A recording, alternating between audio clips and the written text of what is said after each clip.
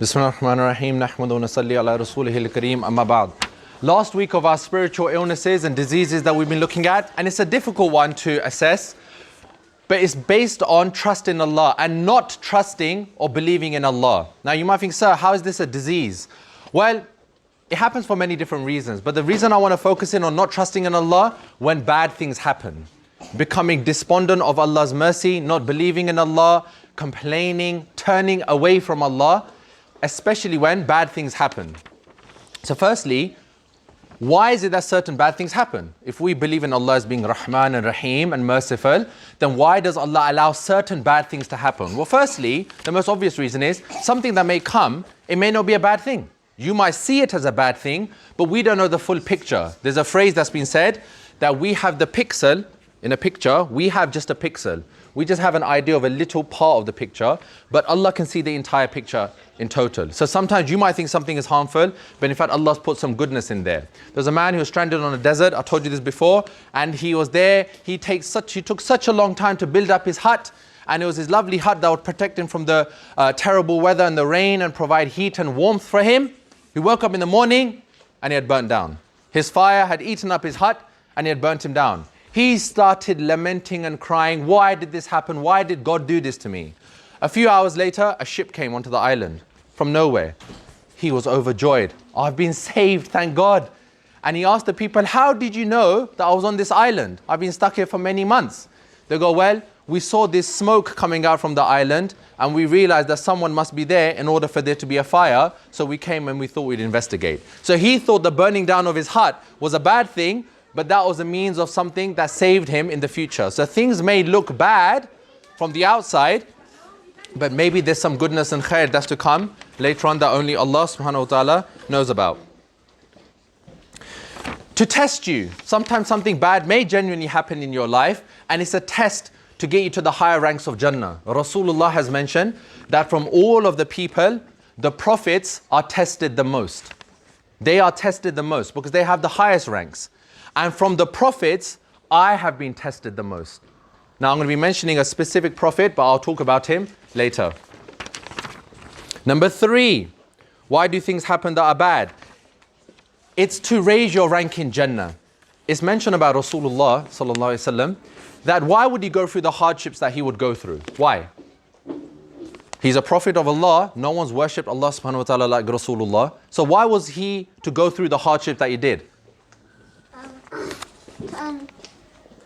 Because he wanted to pray because he wanted to get a higher rank in Jannah. And no one has a higher rank than Rasulullah to Allah. So therefore, to attain that higher rank and to lead by example, that's why Rasulullah went through the hardships that he did. Just to have a snapshot of the life of Rasulullah. Number 1, he was born an orphan. His father Abdullah passed away before he was even born. So he was born as an orphan. At the age of 4 and 5, his mother passed away, Amina.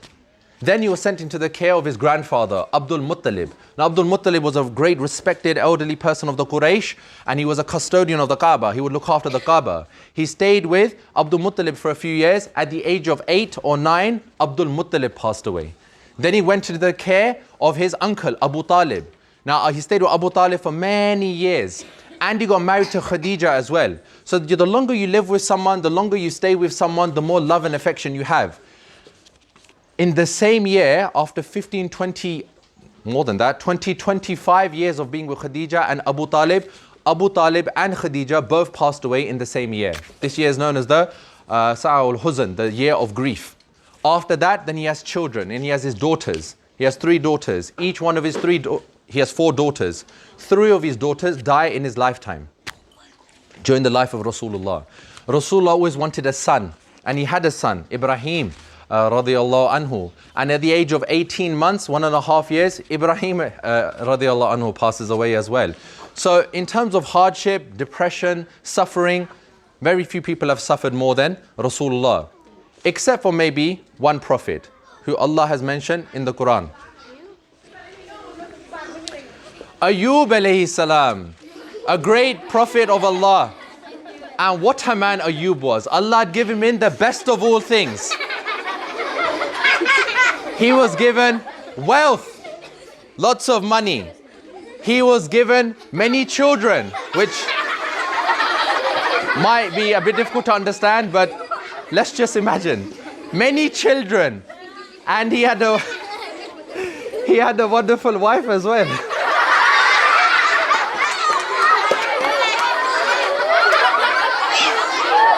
And is mentioned that he was a very grateful servant. However, as a test of Ayub and as an example for all of us, Allah actually took these things away. The worst possible things that happened. The children, they passed away. The wealth, he lost all of it. If that wasn't bad enough, he got a terrible skin condition, worse than leprosy, where his skin would start falling off.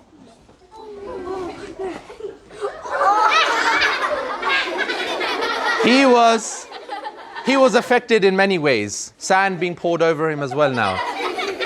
It couldn't get any worse. But what did Ayub alayhi salam do? In response to all these trials and tribulations, he made a beautiful dua. He was cast out of the city. He was out. It mentioned that he was living by the dumpsters and people wouldn't go and visit him. He had no children. He was an outcast. But there's only one thing that Ayub alayhi salam says in the Quran. Rabbi inni masanni yadhur. Ya Allah, harm has touched me. In other words, massa yamussu in Arabic is when you just touch something very gently. It's not that you grab it, you just touch it. So the first part of this dua is that Ayub alayhi salam is saying, Ya Allah, I haven't got any sort of hardship. I've just been touched by these harms.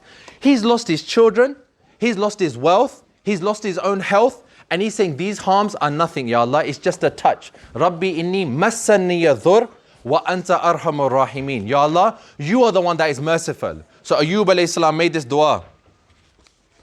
Rabbi inni massanni yadhur wa anta arhamur rahimin. Now the amazing thing, this isn't a dua. This isn't a dua. Ayub is not asking for anything. He's just saying, Ya Allah, I've been touched by harm, you are merciful. There's no dua. He's not asking anything from Allah. The very next word, Allah says, فَاسْتَجَبْنَا لَهُ. I responded to him. Ayub alayhi salam is not asking for anything. What is Allah responding to? Allah knew what was going through in his heart. Allah knew what his feelings were. You don't have to mention your hardship to Allah. Allah knows. As long as you are asking Allah and you are there making sabr, then inshallah Allah will respond to you. And Allah said immediately, فَاسْتَجَبْنَا لَهُ. I responded to Ayub alayhi salam, even though he wasn't asking anything. Thank you, Mini Ayub. Jazakallah khair. The lesson to learn, when hardship happens to you, something happens, three things. Number one, there may be something good. Make sabr, wait. Maybe Allah will bring some khair from that.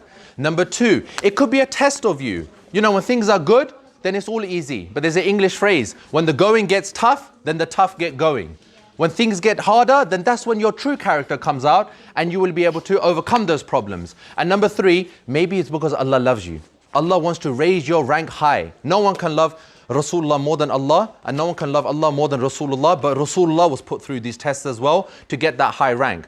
If you're going through some hardship and you make sabr, maybe Allah will raise your ranks in Jannah as well. Subhanallah wa bihamdik, subhanakallah wa bihamdik, nashhadu an la ilaha illa anta, nastaghfiruka wa natubu ilayk.